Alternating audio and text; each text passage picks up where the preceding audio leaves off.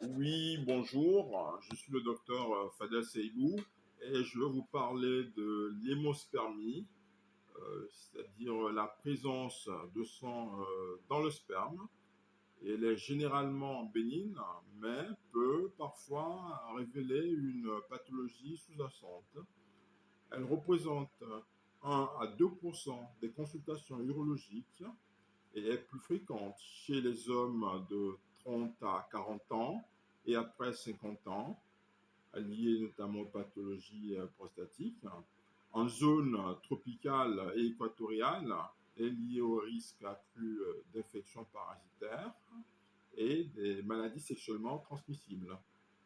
Comme étiologie, nous avons les causes infectieuses fréquentes en zone tropicale avec prostatite, urétrite épidémique, bilharziose avec fibrose euh, vésiculaire et hématurie et hémospermie, également tuberculose génitale, MST.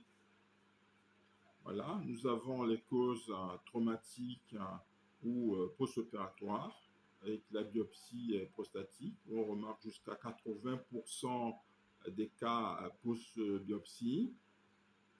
Nous avons la vasectomie et la chirurgie pelvienne qui sont également concernées. Voilà. Nous avons les causes tumorales, rares mais graves, avec le cancer de la prostate, surtout si PSA est élevé. Nous avons le cancer des vésicules séminales également, et d'autres causes, comme les causes congénitales ou malformatives, avec les kystes des vésicules séminales, et les malformations vasculaires, comme les varices notamment, et d'autres causes comme l'hypertension artérielle, les troubles de la coagulation, la lithiase urinaire. Pour le diagnostic, nous avons l'interrogatoire. Il faut préciser la durée, la fréquence, les antécédents de biopsie et d'infection notamment, les symptômes associés comme la dysurie, la fièvre, les douleurs.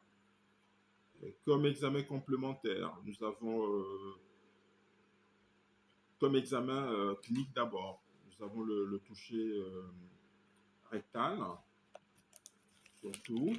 Et pour les examens complémentaires, nous avons le bilan infectieux avec ECBU, PCR, MST, sérologie bilharziose en zone endémique. Pour l'imagerie, échographie transrectale, si suspicion de kyste ou de tumeur, IRM pelvienne si cancer suspecté, PSA si âgé de plus de 40 ans ou facteur de risque de cancer. Pour le traitement, pour le cas aigu isolé, nous avons la réassurance plus la surveillance. Pour les infections, donc l'antibiothérapie avec notamment les fluoroquinolones aussi prostatiques, euh, les antiparasitaires sous forme de praziquantel si bilharziose. Voilà, bon, ce sont des exemples de traitement, hein, surtout pour les antibiotiques. Donc ça dépend, vous comprenez vous-même. Donc pour les causes chirurgicales, résection de kyste, traitement d'un cancer. Vous avez ensuite les questions à choix multiples pour voir si vous avez compris ce qui a été dit. Donc, comme première question, quelle est la cause la plus fréquente d'hémospermie chez un homme de 35 ans en zone tropicale? A. Cancer de la prostate. B. Bilharziose urinaire. C. Malformation congénitale. D. Troubles de la coagulation. Question numéro 2. Quel examen est indispensable en première intention devant une hémospermie persistante chez un homme de 55 ans? A. Dosage de PSA. B. IRM pelvienne. C. Biopsie prostatique. D. Cystoscopie. Question numéro 3.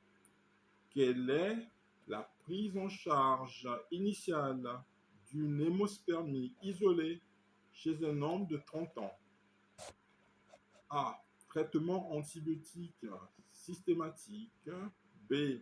Réassurance et surveillance. C. Échographie transrectale immédiate. D. Bilan de coagulation. Question numéro 4.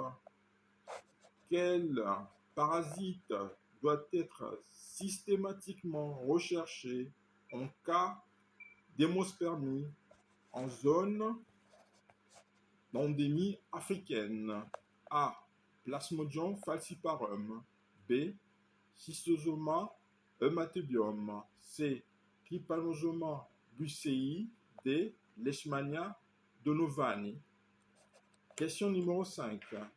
Après une biopsie prostatique, pendant combien de temps l'hémospermie peut-elle persister? A. Une semaine. B. Un mois. C. 3 mois. D. 6 mois. Je vous remercie pour votre attention.